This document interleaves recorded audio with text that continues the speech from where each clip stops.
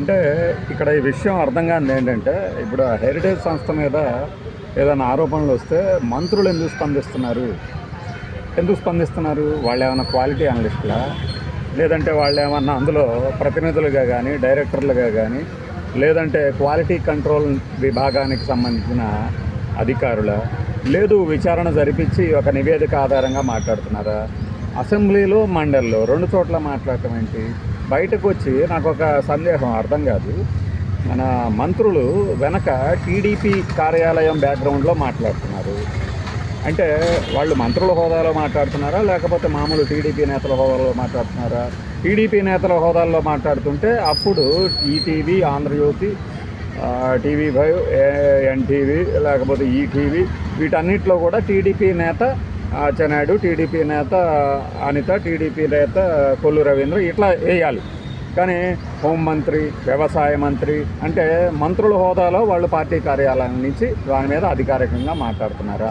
వెంటనే మన వాళ్ళు అడుగుతారు, మరి వైఎస్ఆర్సీపీ వాళ్ళు కూడా అలానే చేసి ఉంటారు కదా అని. చేశారా?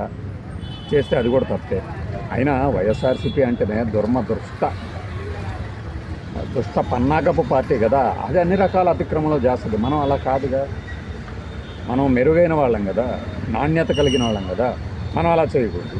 మనం మన ఛాంబర్ల నుంచి మాట్లాడాలి. మంత్రులుగా మాట్లాడితే మేము టీడీపీ లీడర్ల హోదాలో మాట్లాడుతున్నామంటే పార్టీ ఆఫీసుల నుంచి మాట్లాడుకోవాలి. ఒక మంత్రి పార్టీ కార్యాలయం నుంచి తమకు సంబంధం లేని కంపెనీల గురించి ఎలా మాట్లాడతారు? ఇది మౌలికమైన ప్రశ్న. రెండవది, టీడీపీ ప్రతినిధులకి హెరిటేజ్కి సంబంధం ఏంటి? మన అధినేత తాలూకు కుటుంబ సభ్యులు నిర్వహిస్తున్న సంస్థ అది. వాళ్ళు చెప్పుకోవాలి సమాధానం. ఇవాళ బహుశా ఆవిడ సమాధానం చెప్పుకున్నట్టున్నారు హెరిటేజ్ నుంచి. ఫైన్. అప్పుడు ఆ సంస్థ మీద ఏదైనా ఆరోపణలు వస్తే ఎంక్వైరీ చేపిస్తామని చెప్పాలి, లేకపోతే లేదు.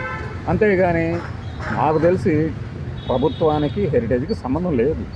ప్రభుత్వం దాన్ని మేదేసుకోవాల్సిన అవసరం లేదు, అలాగనే ఆరోపణలు చేయాల్సిన అవసరం లేదు ఏ ప్రభుత్వం.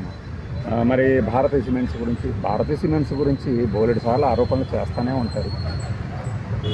సాక్షి పేపర్లో వస్తుందేమో కానీ సాక్షి టీవీలో ఏ రోజు ఈ ప్రతినిధులు వచ్చి మాట్లాడరు. వైఎస్ఆర్సీపీ ప్రతినిధులు వచ్చి భారతీయ తరఫున మాట్లాడరు. భారతీయ సిమెంట్స్లో ఉన్న ఉన్నతోద్యోగులే మాట్లాడతారు. అఫ్కోర్స్ వాళ్ళు ఎవరు వేయకపోవచ్చు, సాక్షి వాళ్ళు వేయేస్తారు, ఎన్టీ వాళ్ళు వేయచ్చు. భారతీయ సిమెంట్స్కి ఆ కంపెనీలో ఫ్రెంచ్ వికాస్ కంపెనీ వాటా కూడా ఉంది. ఆ తర్వాత చాలా పెద్ద హోదాలు నిర్వహించిన వాళ్ళు అందులో డైరెక్టర్లు ఉన్నారు. వాళ్ళతో చర్చలు పెట్టి తమ సొమ్ము చేసుకున్న వాళ్ళు కూడా ఉన్నారు. ఇప్పుడు విమర్శించే ఛానల్లో చాలామంది ఆ సంస్థ ఇచ్చే యాడ్స్తో ఎంజాయ్ చేసేవాళ్ళు ఉన్నారు కొంతమంది. అంత మాత్రం చేత నేను అది మంచి కంపెనీ అని నేను కితాబీట్లా, చెడ్డ కంపెనీ అని డిమోరలైజ్ చేయట్లా. ఒక సంస్థ మీద ఆరోపణలు వస్తే ఆ సంస్థ ప్రతినిధులు బాధ్యులు స్పందించడం పద్ధతి.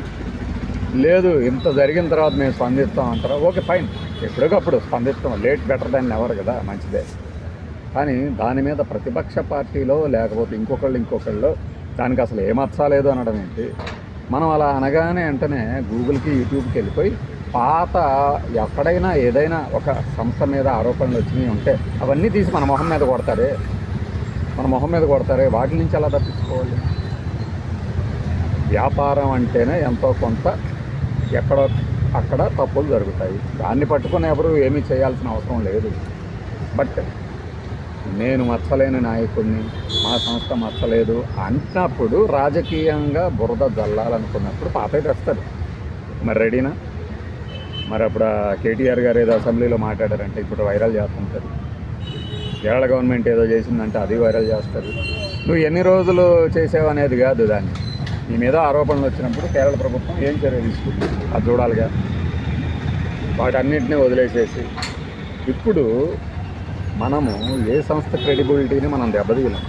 ఎవరికి బురదల్లేమో అనుకుంటాం. మనం చెప్పినంత మాత్రాన అవి వాడకం మానేస్తారనుకోవడం భ్రమ. రాజకీయ ఆరోపణలు, ప్రత్యారోపణల ముసుగులోకి, వివాదంలోకి ఈ వ్యాపార సంస్థలను కూడా లాగితే ఇలానే ఉంటుంది. మనము అడిగిన ఆరోపణలకు జవాబు ఇవ్వకుండా మాకు అంత చరిత్ర ఉంది, ఇంత చరిత్ర ఉంది అని చెప్పుకుంటే ఎవరు ఇక్కడ నమ్మడానికి సిద్ధంగా లేరు. ఇప్పుడు ఆ శ్రీరెడ్డి వివాదంలో బాబు రాణా తమ్ముడు అభిరాము నువ్వే కదరా తిరిగి చచ్చావు అంటే ఆ రాణా చెప్పేది చరిత్ర చెప్పకొచ్చాడు. ఈ తెలుగు నేలలో అదే అయినప్పుడు ఇలా అయినప్పుడు జోలు పెట్టుకుని తిరిగిన సంస్కారం అది. ఈ సంస్కారం గురించి ఎవడు అడిగాడు రా? ఏం చేశారా అంటే మా తాతలు నేతలు తాగారు, మా మూతల వాసన చూడండి అంటే ఎలా? అది కుదరదు కదా. రాణా అప్పుడు కుదరలేదు. రాణా అప్పుడు చెప్పిన జవాబు అది. నీ తమ్ముడు చేసిన దానికి సమాధానం చెప్పరా? వేషాలు ఇప్పిస్తానని మోసం చేసి తెగ తిరిగి అవతల వాళ్ళ క్యారెక్టర్ మీద మళ్ళీ బురద జల్లేస్తారు. వాళ్ళు అసలు అలాంటి వాళ్ళు ఇలాంటి వాళ్ళు అని ఓకే ఫైన్.